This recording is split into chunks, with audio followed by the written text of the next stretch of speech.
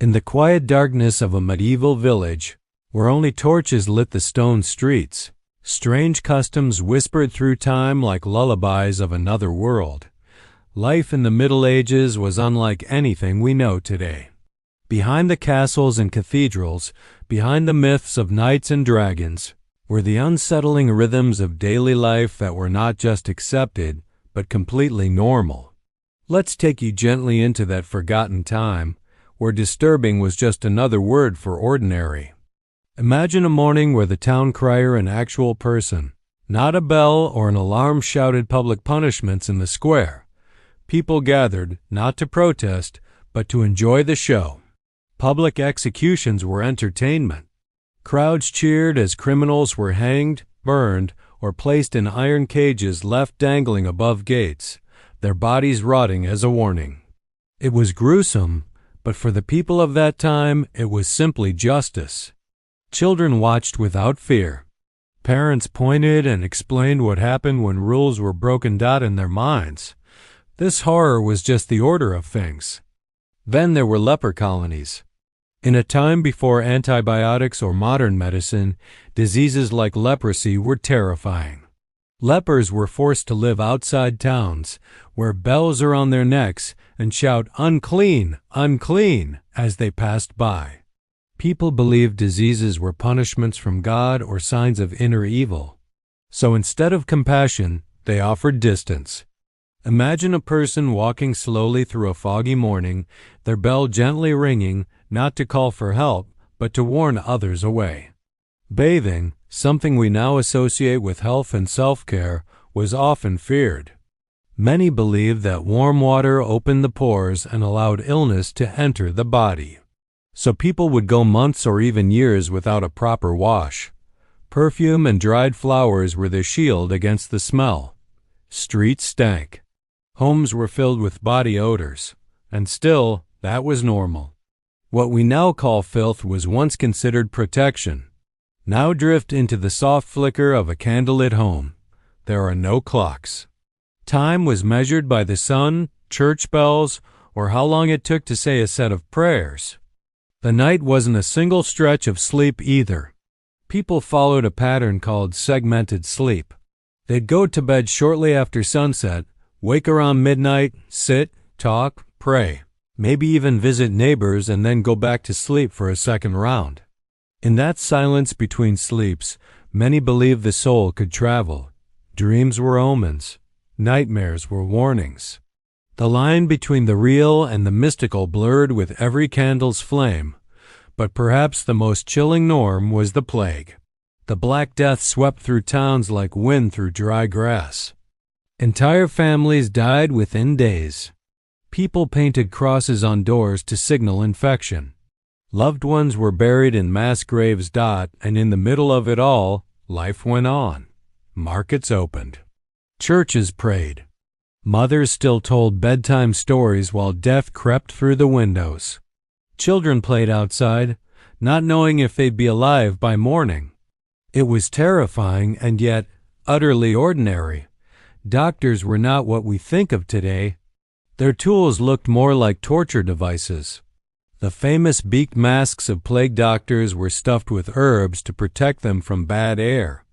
They believed sickness came from imbalance, too much bile, bad blood, strange humors. To fix it, they might bleed you with knives or leeches. If you were really lucky, they might just suggest prayer and soup. These methods often did more harm than good, but they were accepted as the best care available. Let's walk quietly into a medieval castle. Inside, nobles feasted under high ceilings, their plates shared with dogs under the table. Forks were considered snobbish. People ate with their hands, tearing meat from bones, wiping greasy fingers on tablecloths or clothes. Food was often spoiled or overly salted to hide rot. Toothaches were common. Rotten teeth were pulled with pliers. There was no anesthesia.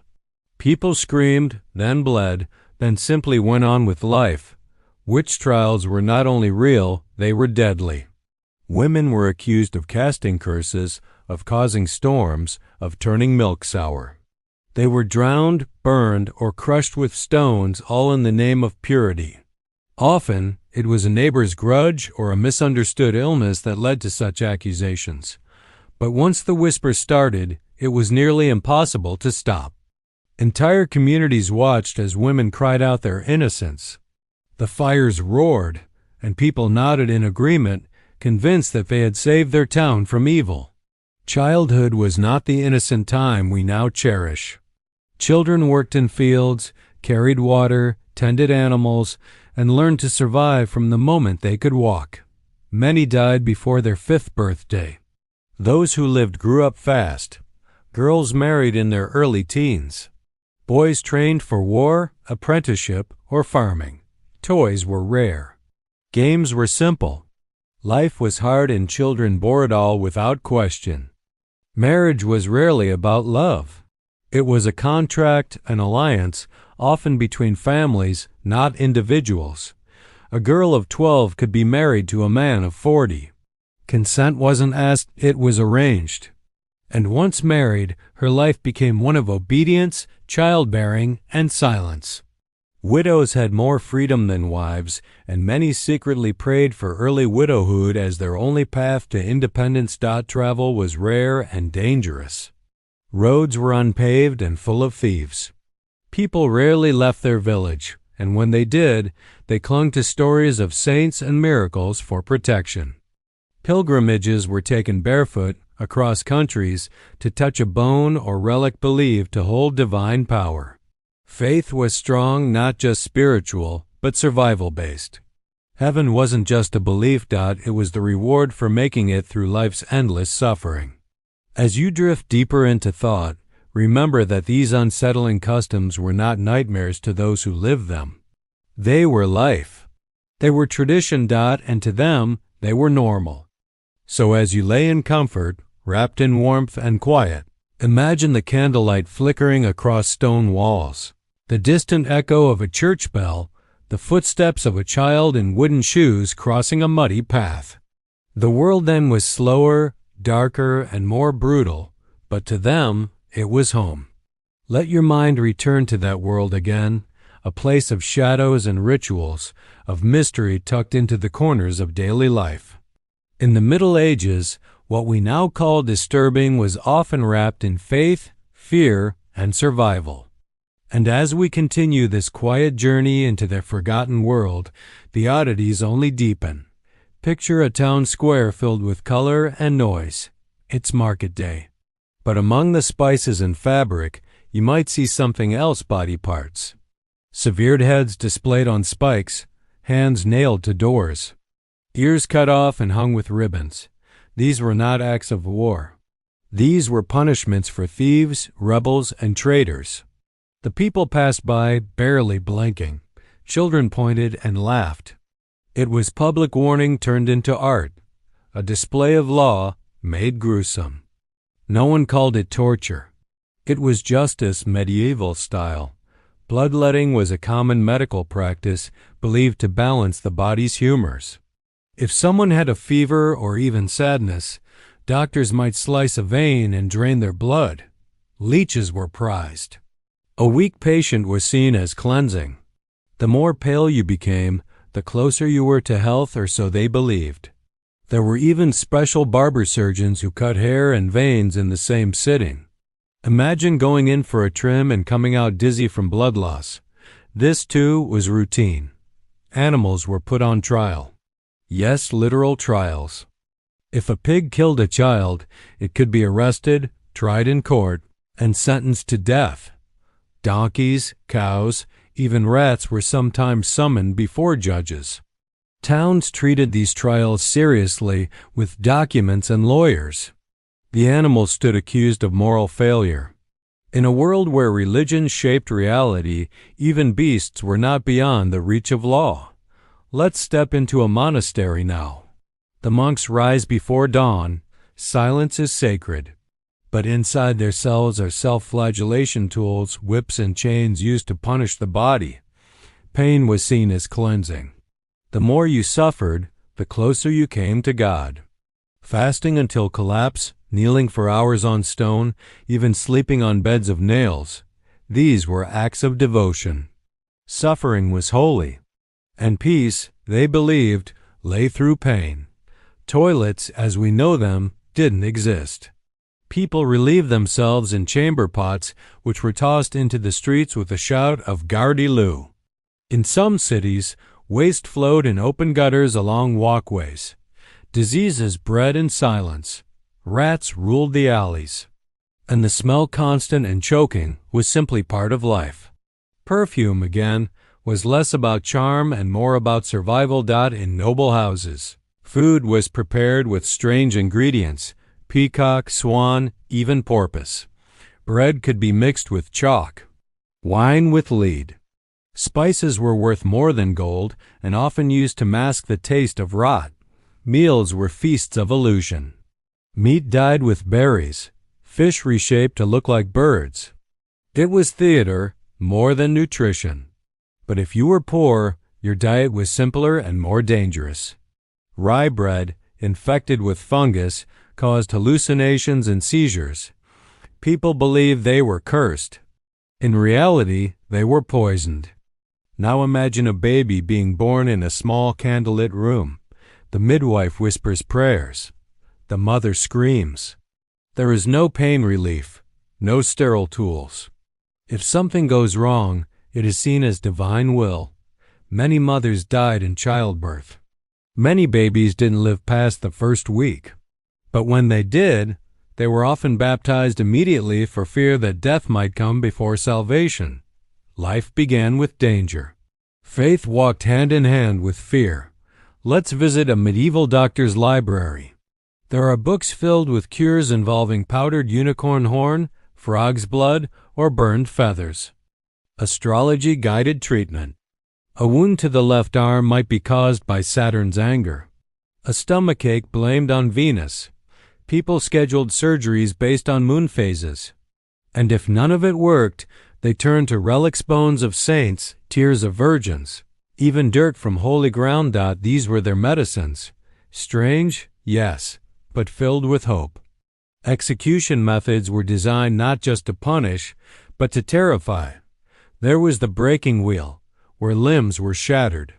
The Iron Maiden, a coffin of spikes. Hanging, drawing, and quartering. These acts weren't hidden. There were public rituals. People traveled to witness them. Vendors sold snacks. Artists painted the scene. It was theater, justice, and warning all at once. And while we now recoil, they saw it as order restored. Education was limited. Books were rare and copied by hand. Most people never learned to read or write. Knowledge was power, and the church controlled most of it. Stories were told by firelight. History passed through memory. And truth for many was what the priest or king said it was. Critical thinking wasn't nurtured. Obedience was the virtue of the day. Let's walk into a medieval courtroom. Trials by ordeal were still practiced. To prove innocence, a person might walk on burning coals or plunge a hand into boiling water. If the wound healed cleanly, it meant God had declared them innocent. If not, they were guilty. This was their justice system, faith-based, unforgiving, and widely accepted. Even death was ritualized. Funerals were events. Bodies were laid out for days. Mourning was dramatic and public. Sometimes professional mourners were hired to weep and scream. Graves were shallow. Bones often dug up to make space, stacked in charnel houses or arranged into decorative patterns. Skulls lined the walls of churches. Death wasn't hidden. It was embraced, honored, and even displayed. Superstition ruled everything. People believed in fairies, demons, curses, and charms. A black cat crossing your path could mean disaster. A crooked birthmark meant you were a witch. A toothache might mean your neighbor cursed you. Amulets were worn to protect against spells. Holy water was sprinkled on homes. The line between medicine and magic was often invisible, yet for all its harshness, there was beauty too. Music echoed through cathedrals. Stained glass windows told stories in color. People danced in fields during festivals. Families sat close around fires, whispering legends and songs. Life was brief, brutal, and deeply cherished. Joy was found in small things: a loaf of bread, a patch of sun, a kind word from a stranger. Even in darkness, they searched for light. So now, as you rest in your soft bed, in your quiet home, remember them. Remember the mothers who gave birth in silence, the children who laughed in plague-filled streets, the monks who whipped their backs to find grace, the farmers who walked barefoot in snow. Their world was strange, yes, sometimes disturbing, but always human. In their pain, they found purpose. In their fears, they built faith. And in their darkness, they dreamed, just as we do. Sleep now with the comfort of knowing that the world has changed, that candles became lights, that cries became lullabies, that fear became learning. And that from this strange, hard world, ours was born.